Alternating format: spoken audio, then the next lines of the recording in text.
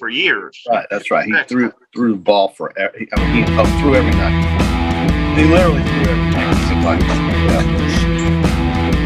Okay, well, I just texted the sick guy. I said, "Hey, sick guy, give me your golf picks." And he's not in Texas, so he might be asleep, but it doesn't matter. Hey, Gators and sports fans, get all your Gator talk, news, analysis, and opinions on the Pod Up with Matthews in the Morning podcast. Find us on your favorite podcast platform or watch us on Facebook Live between 8 a.m. and 9 a.m. every weekday. Pod Up, because we are Gator fans. So say it's great to be a Florida Gator.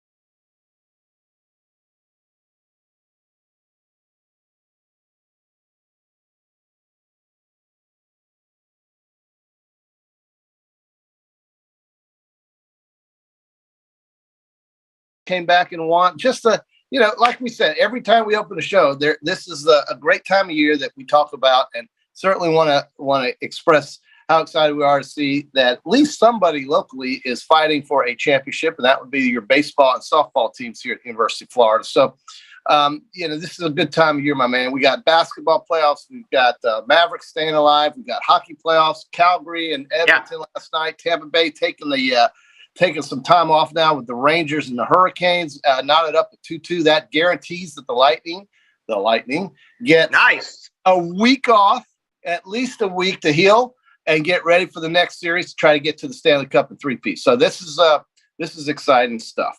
Yes, hey, let me recap here. Our good friends on the Facebook Live question and comment line, presented, of course, by Meldon Hall, the only official injury law firm partner of the Florida Gators. We had some people saying we had some audio issues at the very beginning. Let me reset real quick, and I know we're back on. Thanks to everybody on the Meldon Law Facebook Live. But real quick, Terry Norvelle in for Shane Matthews. Shane is out again today. JC, first half of the show, a lot to cover, including a thrilling SEC baseball game that went extra innings. Florida gets by South Carolina. JC, we'll talk about that in a quick second, break it down.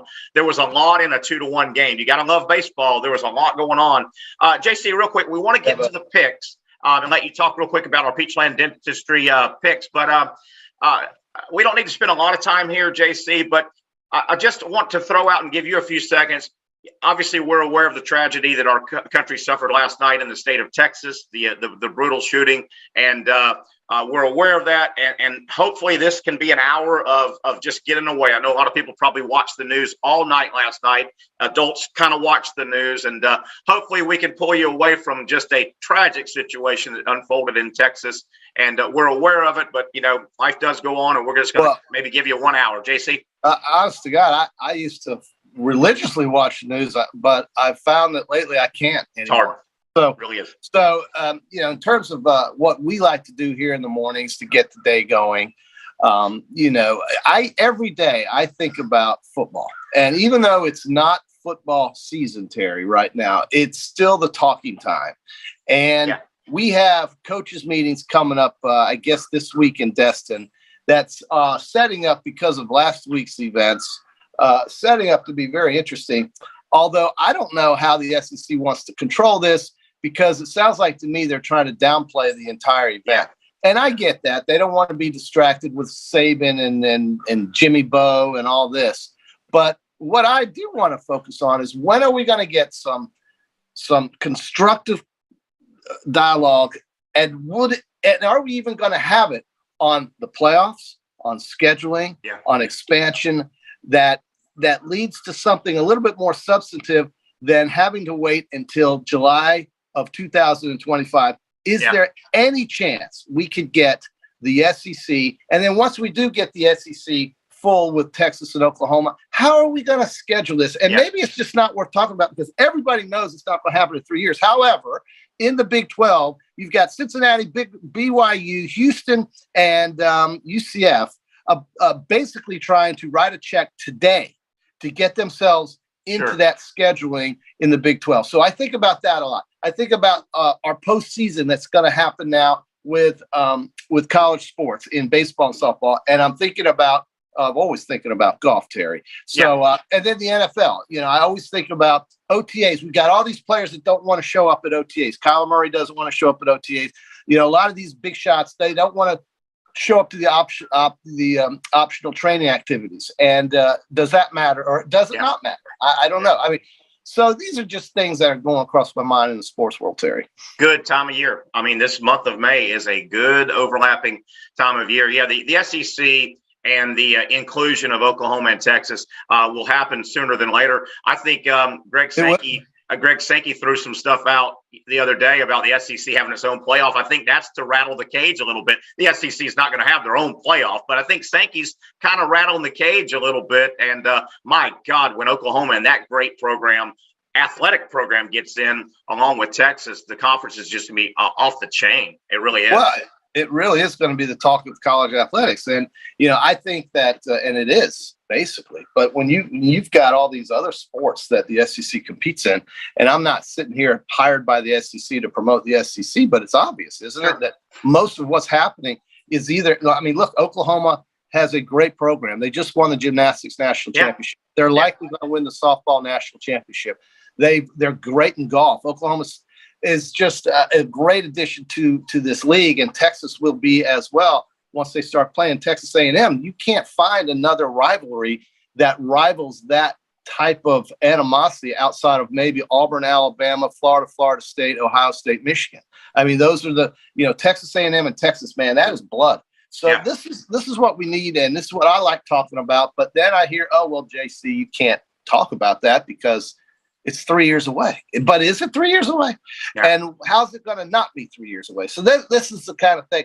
And then when it comes to, the NIL, we've been talking about NIL ad nauseum and what's going to be done. How's the NCAA going to procure some sort of normalcy?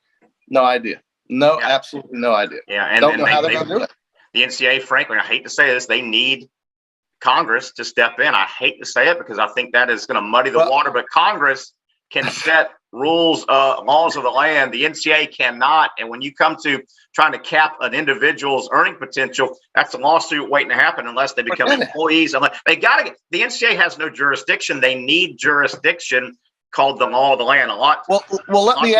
Let me ask you this, Terry. Do you think there is any movement or any opportunity or any chance that at some point in the future, because I know what Shane says, but do you think we'll eventually get to schools paying these kids? Absolutely. And I know Shane differs. I think they have to I think the players will have to become employees of the university. That way, right now the players, there are 500,000 student athletes in college athletics. They're all independent contractors. You can't really blame. The minute the NCAA could come out today and hand a press release and say, here are our NIL rules and regulations. It's capped individual. It's capped team, blah, blah, blah. That'll go straight to court. One player will take it straight to court and it won't hold up because they have no jurisdiction. If the players the reason the NFL has a salary cap and no tampering, they have employees. They're employees and they have a union, right? The NCAA has nobody to negotiate with. 500,000 independent contractors. They're going to have to go. And then obviously it spins off onto a bunch of other pieces of onion unpeeling. How long is the school part? How long is the student part going to be in it? We're not far away from these student athletes going, we're getting paid. This whole going to school thing, forget it. Why are we going to school? We're pro football players.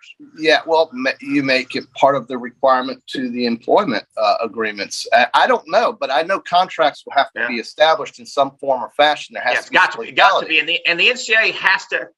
The NCAA is not at fault here. They don't have jurisdiction. Now, when the players become employees of the university, I think that has to happen.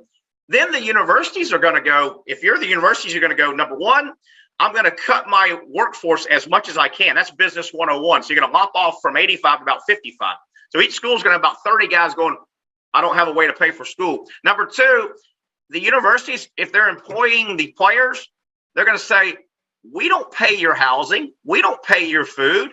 We've got 5,000 other employees on campus that when they go home, they go to their own house and they go to their own Publix. A lot of angles to unpack here. And this is what the Oklahoma Athletic Director, Joe Castiglione, says. He says there's a lot of this employment issue that you don't want to have to get into. Shane is emphatic by saying by saying it will never happen. When I hear somebody say it will never happen, that leads me to believe that at some point it's going to probably happen soon. Yeah. And so I don't know. But I bring this up to Shane. He's absolutely shuts it down. But then with what you're just saying, these guys have to realize that the business model that Brett Kavanaugh basically wiped out is gone. It will never come back. So that's where the genesis of this question comes to. How will they employ these athletes? Because they're going to. It's a tough situation now. It's a tough situation. But they are.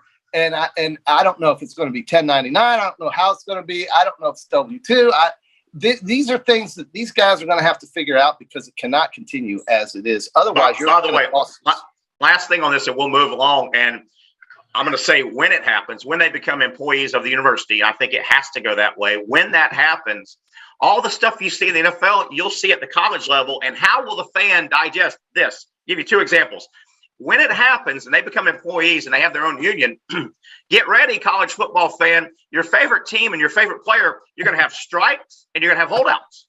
Hey, seriously. I heard somebody on this show about a week ago ask Shane and you about a strike. And I'm telling you, that will happen. Your favorite team, you're going to hear on a Friday afternoon, wow, did you hear? The star quarterback at Auburn didn't get on the plane to go to LSU. He's holding out. He thinks the university needs to pay him more money and go find more.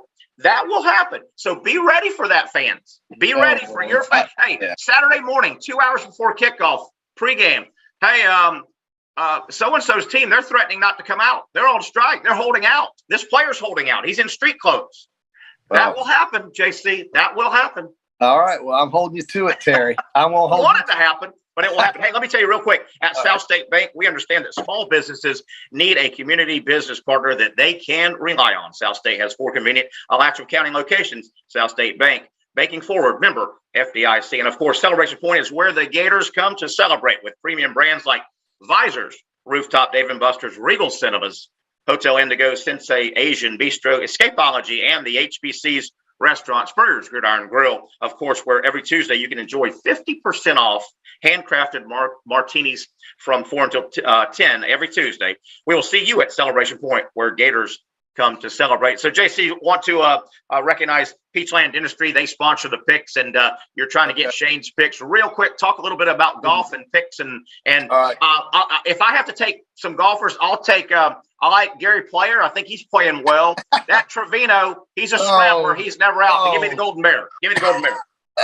Poor Terry stuck in the 70s. I don't blame you, though. Those were some great times. When you think about what they played with, the persimmon clubs, the balls that they had those days, the way the courses were not as manicured, my goodness. All right. So this week we're at the Colonial Country Club, which is beautiful in Fort Worth, Texas. A little bit of a tighter track than where Byron Nelson used to have his tournament at Las Colinas, and certainly currently at Craig's Ranch in McKinney, Texas.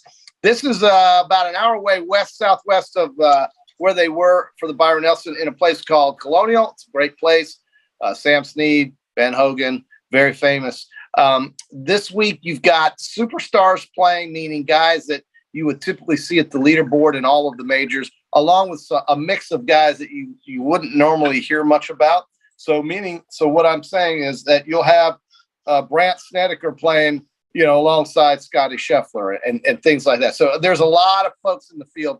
I'm just going to go with some players that I think have a real good chance of playing this track very well because of their history of playing it well. And that would include a guy like Gary Woodland. He is going to be one of my picks in this tournament. I also like Kevin Streelman You don't talk much about him, but he's always around the leaderboard in some of these secondary tournaments. And then I'm going to go with just a big name guy that I think plays well in the state of Texas, and that would be your Texas Longhorn Scotty Scheffler. So give me Scheffler, Streelman, and Gary Woodland. You want to listen to these picks, Terry Norvelle, because last week we had Justin Thomas and Will Zalatoris and Rory McIlroy at the PGA, and I hit 2 of 3 first and second. I would have cleaned the board if this was pari-mutuel wagering. I could have retired with those picks right there on the Wednesday before the PGA. So go with Woodland, Streelman, and we'll go with Scott Scheffler as they get ready now for the U.S. Open in June. Nice. I wouldn't know 2 of those 3 guys if they walked in and slapped Evan Miller right across the face. I wouldn't know either 2 of those guys. But you dominated last week. Yeah, let me tell you something else that happened last night that you probably would never see again. In the Calgary-Edmonton hockey game, Terry, and I'm going right across the boat here, but in the Calgary-Edmonton hockey game last night, the Calgary Flames were down 3-2. They scored a goal from inside their own blue line. That had to be a shot. No. That had to be a shot. That had to be a shot that really was at least 125, 150 feet. Right. So think about that. A goal scored from 150 feet away. It's almost impossible, but the puck skipped right up through the guy's glove. So there you go. Well, but Calgary lost the game. Then they go ahead and I saw that last night. I watched a few minutes. Gordie Howe had a good run, and then Bobby Esposito was in there playing defense, and then Patrick Waugh was in there at goal, and it was a good game last night. Speaking of Patrick Waugh, if you're going to have a Mount Rushmore of goalies, he's going to be on your mountain, as will Who don't know that? Dominic Hasek. Who doesn't know that? I just threw that out on you. But what my point is that Vasilevsky for Tampa might be on that mountain with them after they play for their third straight Stanley Cup. At Chris Dory Mortgage, they do mortgage lending rights, helping home buyers throughout Gainesville and North Central Florida. Call Chris Dory Mortgage today, 352-244-0840. The Meldon Law Facebook Live had a guy a moment ago post up. David said, if we're going to talk golf, he's going to get out of here. So I think we're done with golf. We won't talk golf. Okay, David. David, we just have to do our picks, David. Relax. Yeah. It's okay. Yeah. I just have to do our picks, David. Come on. Golf. Relax, David. And our golf talk, I believe, is over here. Terry Norvelle in for Shane Matthews. JC, of course, hanging around first half of the show. JC, incredible baseball game last night. Pitchers duel, Florida, South Carolina. Sproat for the Gators was incredible. Got a no decision. Sanders for South Carolina, just as incredible. Got a no decision. So they canceled each other out. Florida wins 2-1 in the 10th. A game, JC, where the game came down to 3 plays at the plate, and Florida won all 3 plays. Rivera scored to go up 1-0. Looked like it was going to hold. Langford gunned out a South Carolina runner at the plate. Yeah, Wyatt Langford. Yeah. What do you hear? Can you?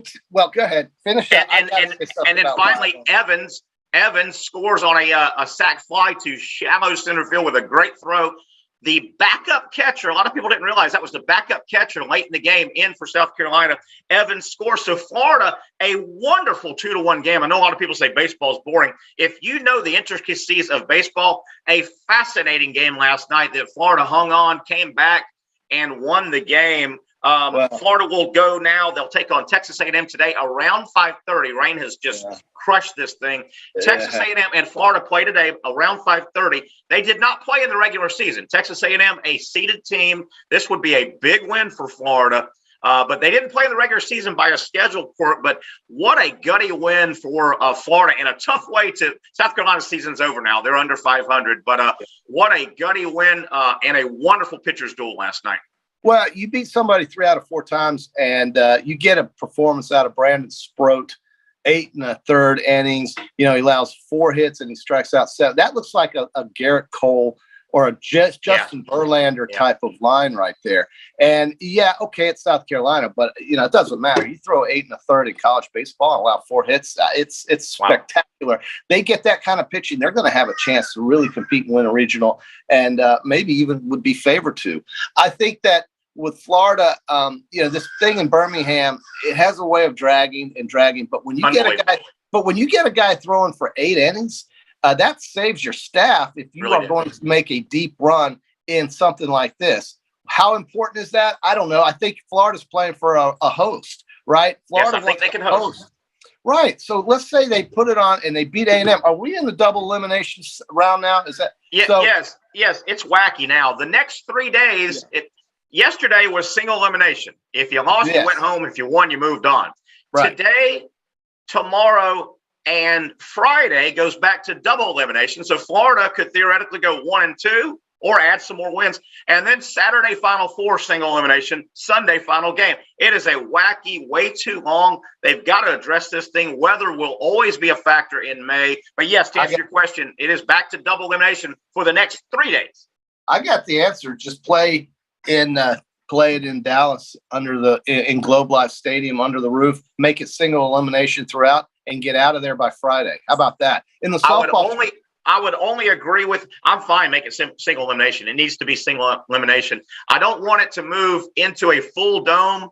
If it's a retractable, yes, I would hate all that baseball to be in a dome. No, but May showers, May and March and April showers.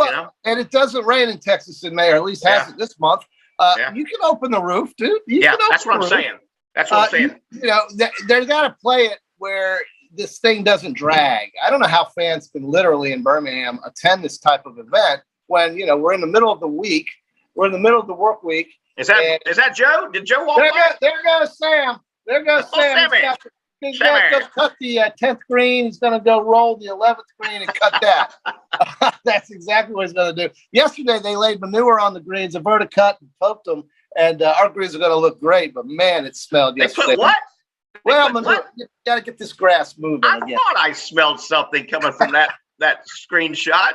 Holy cow! But back on the tournament, dude, it's just drag. I don't know how anybody can keep up. How about this scenario? Because of the rain, today 4 games. They'll start at 10:30. Kentucky and Auburn did not play last night, so they will play the first game.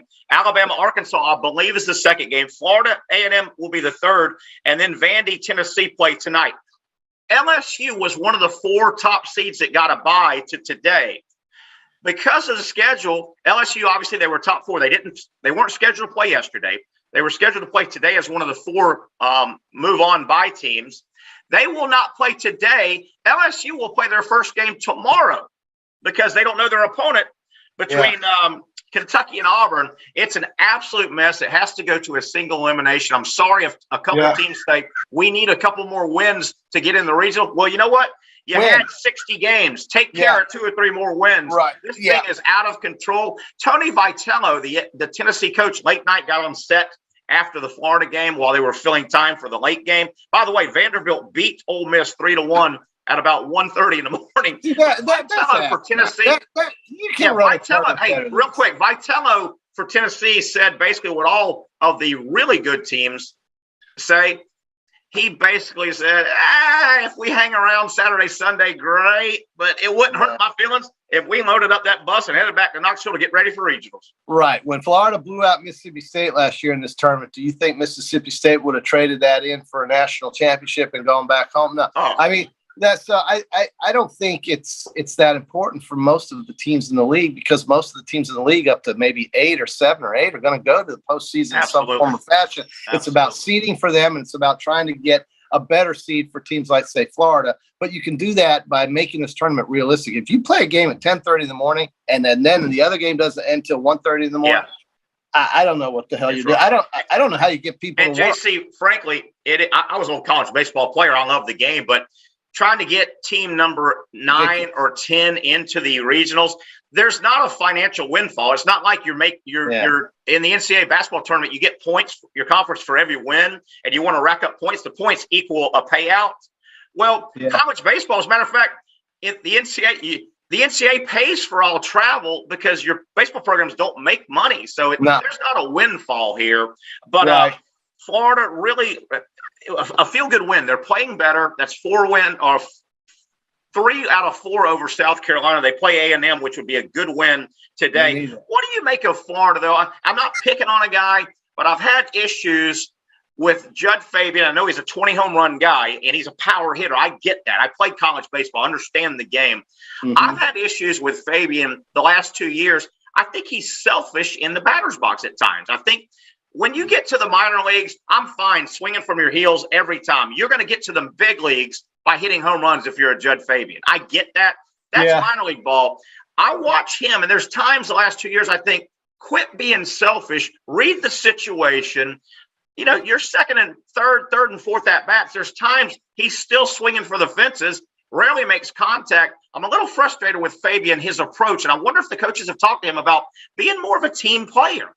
Well, you know, that could be handled very easily by simply saying, listen, if you're just going to go up there willy-nilly and swing for the fences and not try to advance runners or do what we need you to do, you're going down in the order, or you're not going to be in the order except for pitch hitting duties for a couple of games. Just get his attention. The fact of the matter is that you've got to have all guys working in sync to make this work, to get successful and be a factor in the postseason. And, you know, I looked at the SEC awards.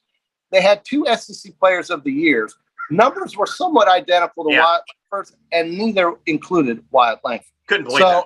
Couldn't believe it.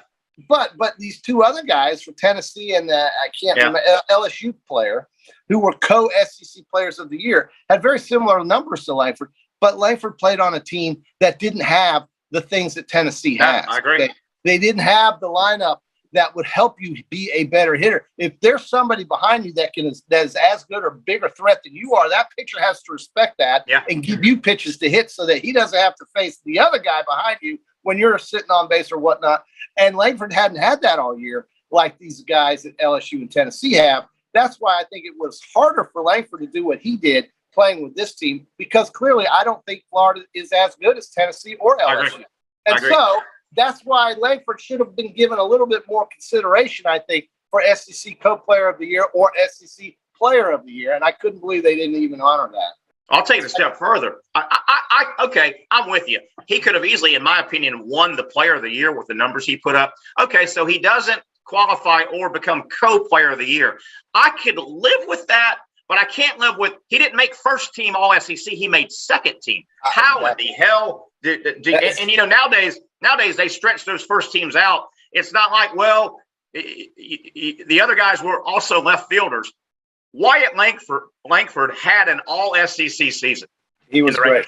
Really he's great. He's the best player on the team. In my opinion, he's the guy that Florida has to have that plays a little bit above and beyond if they're going to be successful in this postseason. And JC, you know who got bailed out last night in that game, in that Florida 2-1 win over South Carolina? Third base coach Craig Bale. Yeah, right.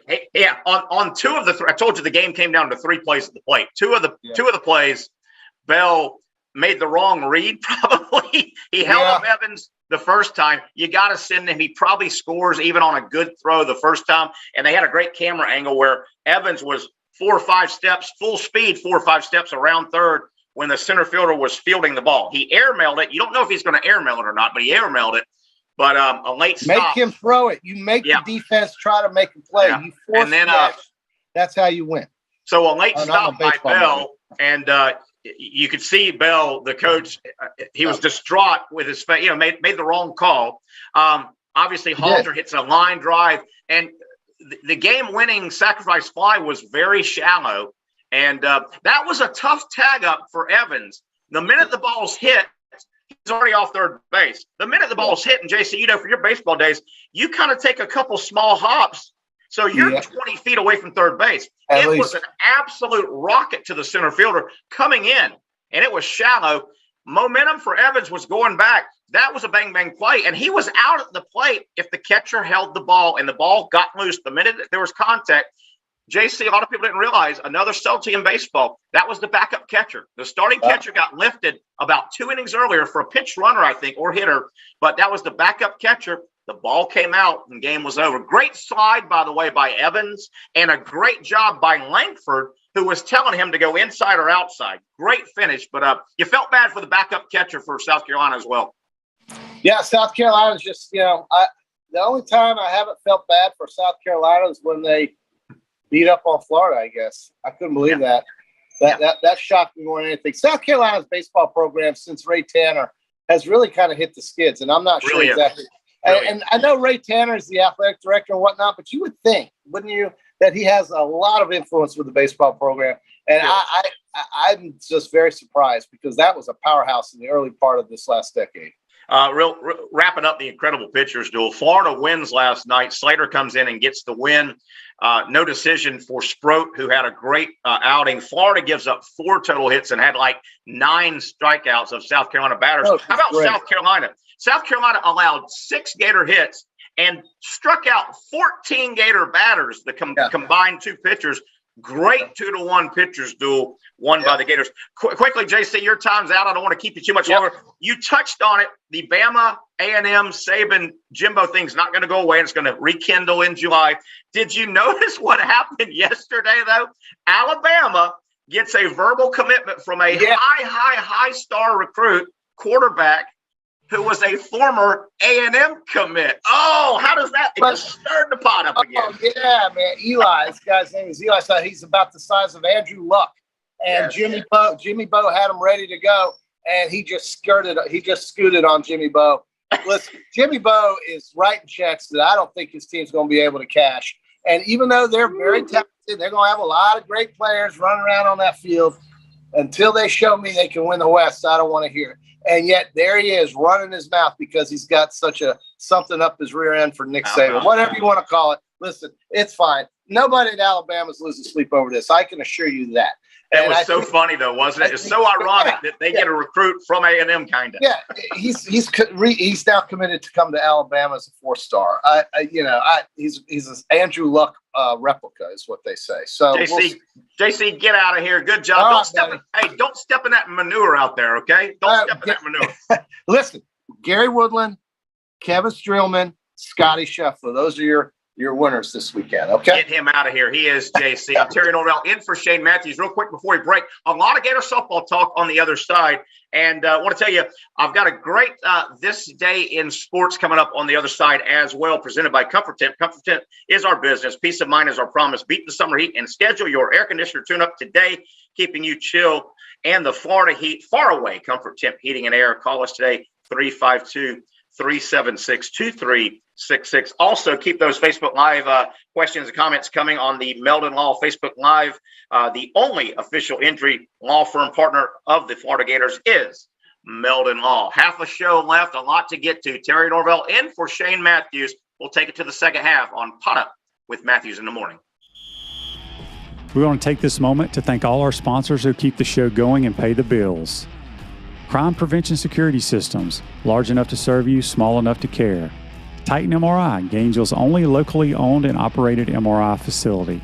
Meldon Law, won't back down. Peachland Dental, Gator Nation's first choice for dentistry in Port Charlotte. Comfort Temp, comfort is our business, peace of mind is our promise. QC Kinetics, live pain-free with QC Kinetics. Celebration Point Town Center, Chris Doring Mortgage. Our Gridiron sponsors are Auto ER, UF Bookstores, Celebration Point Town Center, South State Bank, Chris Doring Mortgage, Silverback Concrete Co., Ruse Ogra Agent, State Farm Insurance. Some of our touchdown sponsors are MB Listing, McDonald's of Gainesville, Aikido America, 84 Lumber, Tropical Smoothie Cafe, Avera and Smith, Dowling Signs, Baker's Sporting Goods, Silver Cube Billiards and Sports Bar. If you are interested in promoting your business on the show, visit potupwithshane.com and click the Advertise button. Again, thank you to all the great businesses that support the show. If you like what we are doing here, make sure you follow us and support the businesses that support us.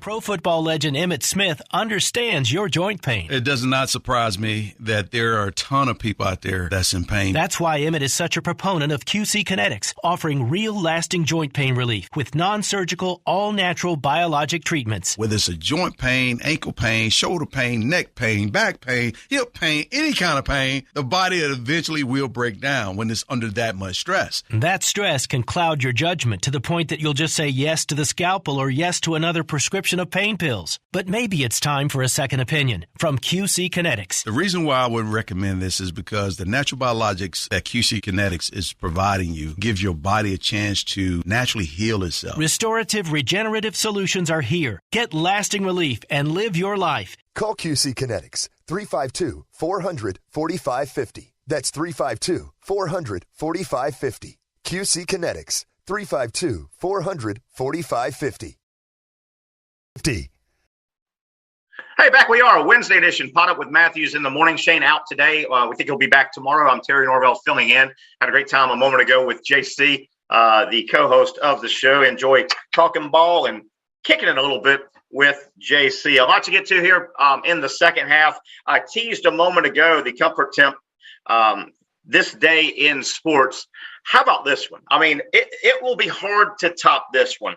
We take it back to 1935. We go way back to 1935. This day in sports has been called the greatest 45 minutes in sports history. Okay, many historians in and around the world of sports have called this and dubbed this the greatest 45 minutes in the history of sports.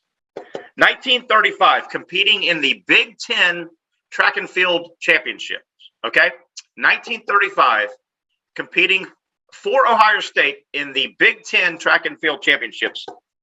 The great Jesse Owens accomplished this feat, or these feats, in a 45-minute span. He set or tied 3 world records in 45 minutes at the Big Ten Track and Field Championship in 1935, called the greatest 45 minutes in sports history. Jesse Owens set the world record in the 220-yard dash. It was called dashes and yards back then. Okay, so he sets the record in the 220 dash, world record.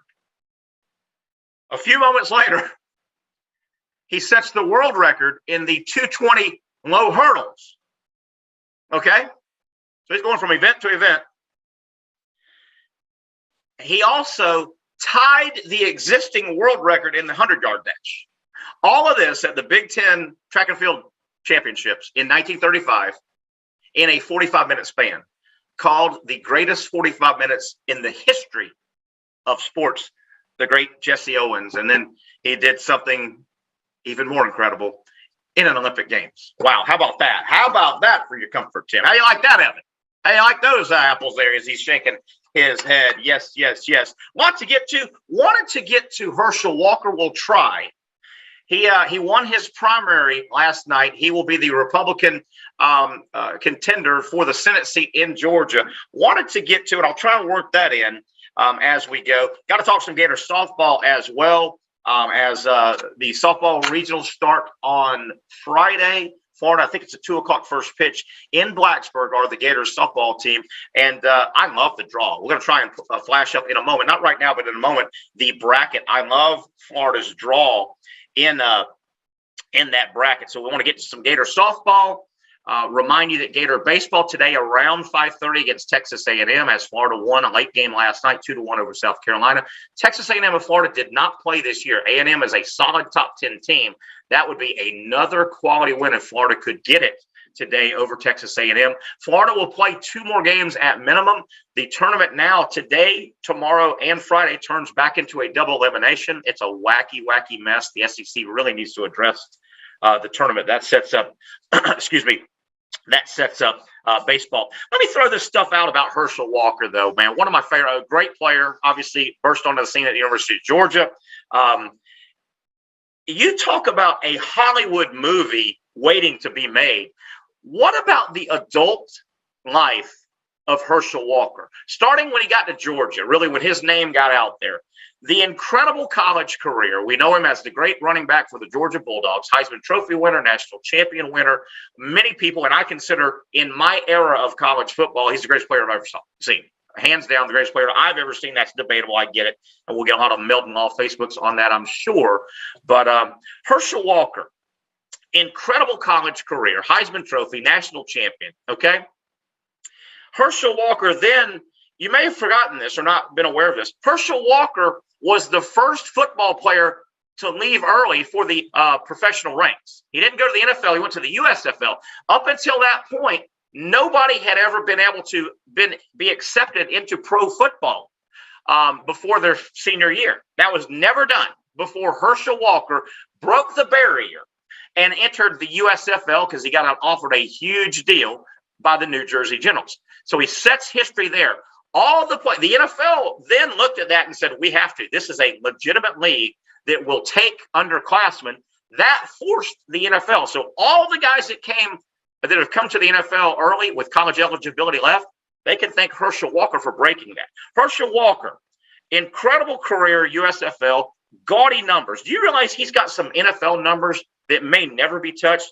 The only player in the history of the NFL to score a touchdown on a 90-yard or more rushing attempt, reception, and return. He went 90 yards or more with a run, a reception, and a return. Never been done.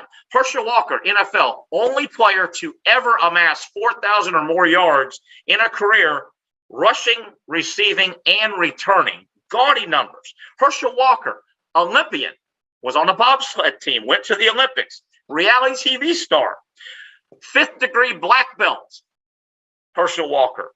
He performed in a professional ballet, won the Superstars competition in the 80s, dabbled around for 2 fights in the professional MMA. Just incredible adult life and resume for Herschel Walker. That is a movie waiting to happen. And if you didn't notice, last night Herschel won the Republican primary in Georgia. He will now go to the Senate race in November against Warnock. So Herschel Walker will be the Republican representative trying to win a Senate seat in Georgia. That, my friends, is a incredible adult life story waiting to be made into a movie.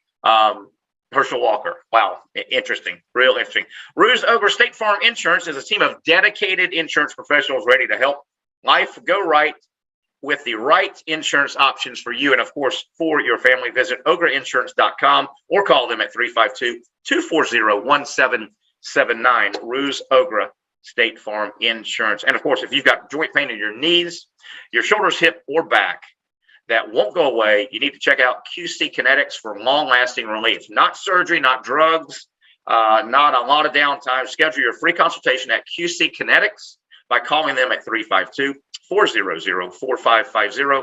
Again, call QC Kinetics, 352-400-4550, and take care of that pain. Got a lot of comments coming in on the Meldon Law Facebook Live questions and comments. Of course, Meldon Law, the only official injury law firm partner of the Florida Gators. And a lot of people asking about softball. Evan, if we can go ahead and pop up that graphic, the softball graphic showing the super regionals. I want you to take a look at it, people. And I love the Gator softball draw, where they're at. No disrespect to Virginia Tech, and Tech has had a great year. But look at the top right. Florida will open up Friday against the 3 national seed Virginia Tech. I can't wait to watch this. Big bad Florida, the brand that is Gator softball, rarely goes on the road. They're going to roll into Blacksburg with confidence, and they should. If Florida can get by Virginia Tech, they would play the winner of Oregon State, Stanford. Neither are national seeds. As I understand it, Florida would host. If Florida can beat Virginia Tech, they will host a super regional. Well, no, I'm sorry. They would move on. They would be matched up with the Stanford, Oregon State. If they win their super regional, they would be matched up with an unseeded team. I think they may reseed, but I love where Florida is at. If they stay like this, they don't have to mess with Oklahoma until late. To me, that is, for a number 14 seed, it worked out well. Virginia Tech is just not a historical, power in softball. Thank you very much for that, Evan. But man, I like the Gators. I really love where they're at. Now they got to go win. You got to go on the road, which Florida has rarely gone on the road in softball in super regionals. They normally host They got to go on the road and somehow win 2. And I would imagine that's going to be a packed house, and Virginia Tech fans are going to be they're going to be just, off the chain. But, man, if they can get out of there, I like their chances a lot. I really do. Gator baseball and SEC baseball, what a mess they are having over in Hoover. And it happens every year. The weather is always going to be a factor in softball, in the tournaments, in softball and baseball. You heard JC a moment ago. He said, move this thing to one of those retractable domes. That's the only dome I would be comfortable with. I would rather put up with Mother Nature in a single, not a double, in a single elimination tournament. I would rather put up with Mother Nature to have the great game of baseball and softball played outdoors. But I could live with it if you found the dome with a retractable roof, if you promised to open it up when you could. But, man, what an absolute mess. Today at the SEC baseball tournament in Hoover, they're going to try and get 4 games in today. Only got 3 last night. LSU will be moved. They won't play their first game until Thursday. Today, first game, Kentucky-Auburn. Alabama-Arkansas, I believe is the 2 o'clock. Florida-Texas A&M is set now. That's a 5:30-ish first pitch. Florida and Texas A&M today. And the night game, Vanderbilt and Tennessee. Vanderbilt won a late game last night over Ole Miss 3-1. Vanderbilt, Tennessee will be fun. Florida trying to get another quality win and fix that resume or pad that resume more, trying to host a regional. The Gators did not play Texas A&M. You don't play everybody every year. So Florida and Texas A&M did not play at all this year in the SEC baseball regular season. They will play today. Texas A&M is a seeded team in the top 10. This would be another really big quality win for the Gators if they can get it over Texas A&M. It is now double elimination today, Wednesday, tomorrow, Thursday, and Friday. Double elimination. So Florida will play at least 2 more games out in Hoover.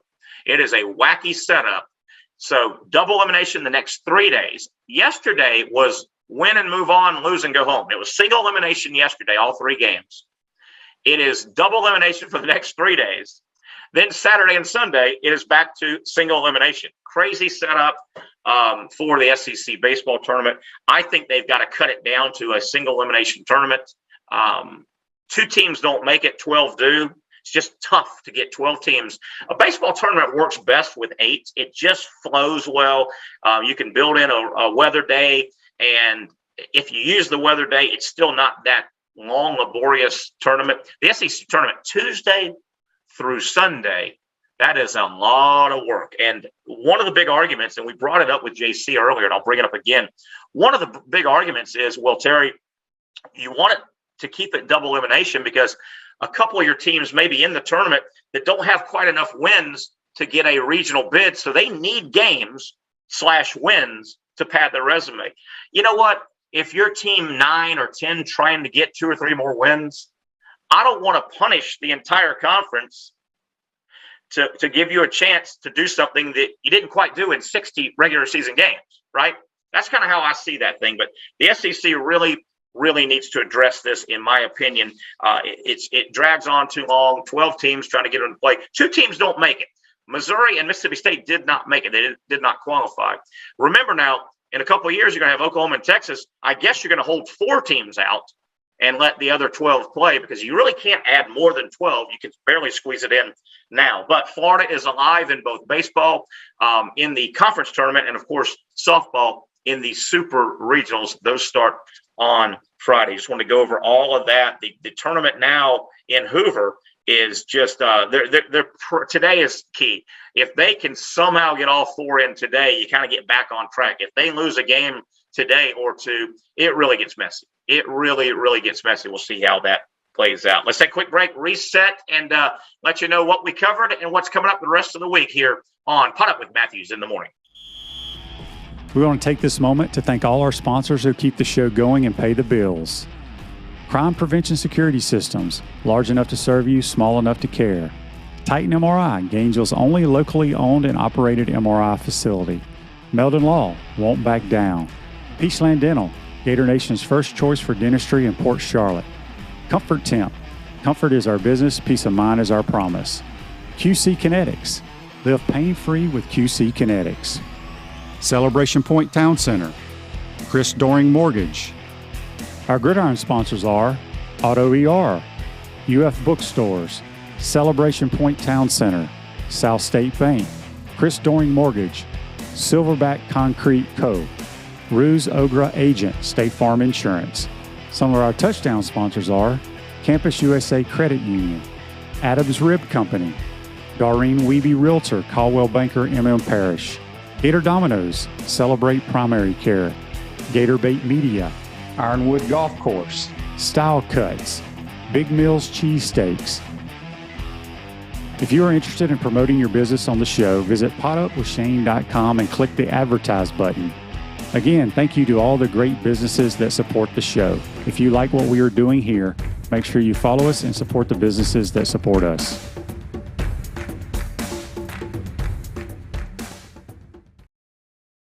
Hey, welcome back. Putting a cap on a Wednesday edition of Pot Up with Matthews in the morning. Terry Norvelle sitting in for Shane here as we wrap it up. Before I forget, I want to thank, as always, Evan Miller producing, doing everything back in world headquarters in Spurrier. Gridiron Grill World Headquarters. John checking in on the Meldon Law Facebook Live comments and questions. He kind of reiterated what I was bringing up. Boy, man, I love the Florida draw in softball. Just absolutely love it for a 14 seed that is on the road. You can't ask for a lot more. No disrespect to Virginia Tech, and the Gators got to go beat them. But again, Florida plays at Virginia Tech. If the Gators win that series, if they can get by that super regional, they are bracketed up with the Stanford Oregon State bracket and super regional. Neither one of those teams were national seeds. That doesn't mean they're not great teams. What Stanford did in Tuscaloosa was very, very impressive, but it's a nice setup. Oklahoma is in the other side. They're on the other side, big bad Oklahoma. So Florida would not have to wrestle them until really the finals. I mean, you would not have to wrestle. Now, you'd have to beat Oklahoma 2 out of 3 if that happened. But it is nice to see Oklahoma on the other side. A non-national seed potential opponent if you get out of the super regionals and make it to Oklahoma City. And another little subtle break, and both of these programs would not have been in Florida's side, but I don't think, but Florida State, the 2 overall seed, got knocked out, and Alabama, the number 6 overall seed, got knocked out. Florida would have probably been in the side with one, maybe both of those, depending on how that played out.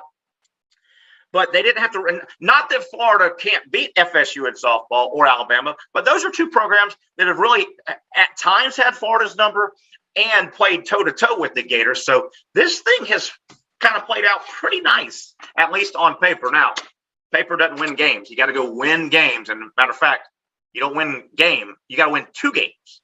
One doesn't do it. You got to take 2 out of 3 in the super regionals. But I know I will be watching. Can't wait to watch some more great softball over the holiday weekend. It is so much fun. But we've got SEC baseball as well. 4 games scheduled today. LSU will not play until tomorrow. That's a crazy quirk. LSU won't play their first game in Hoover because of rain until tomorrow. Florida, the 3rd game today, 5:30 against Texas A&M. We just can hope that they get all 4 games in and kind of get back on schedule. Baseball, softball taking center stage. I hope you enjoyed us previewing it, reviewing last night's Gator thrilling baseball win, and kind of looking ahead to baseball and softball as the week plays out. That'll wrap it up for JC and, of course, Evan Miller producing. I'm Terry Norvelle in for Shane Matthews. Thank you for hanging out with us here on a midweek edition of Pot Up with Matthews in the morning.